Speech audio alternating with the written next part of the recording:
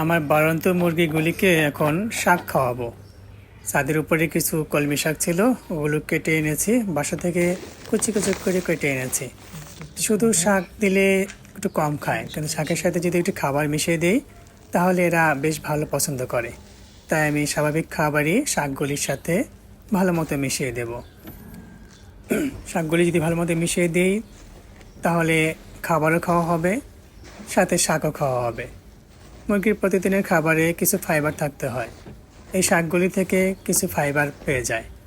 আর শাকের মধ্যে কিছু ভিটামিন তো থাকেই, সেই ভিটামিনের চাহিদাটা পূরণ হবে এখানে। আর শাক খেতে দিলে মুরগির বাড়তি খিদাটাও কিছুটা কমে।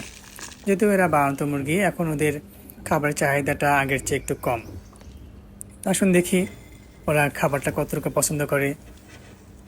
আমি দুটো পাত্রে খাবারগুলি ভাগ করে দিলাম। মুরগিগুলি সব দৌড়ে চলে এসেছে খাওয়ার জন্য।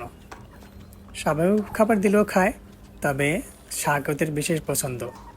শুধু খাবার দিলেই যে ওরা পছন্দ করবে তা না, মাঝে মাঝে ওরা শাক খেতে চায়, তাই মাঝে মাঝে ওদেরকে শাক দিতে হয়। আর যেহেতু আমার এখানে কিছুটা শাক পাওয়া যায়, তাই শাক দিতে অসুবিধা কী, শাক তো আমি দিয়েই থাকি। আপনারা দিতে পারেন, আপনাদের মুরগির শাকের চাহিদা কমবে এবং খাবারের চাহিদাও কিছুটা পূরণ হবে।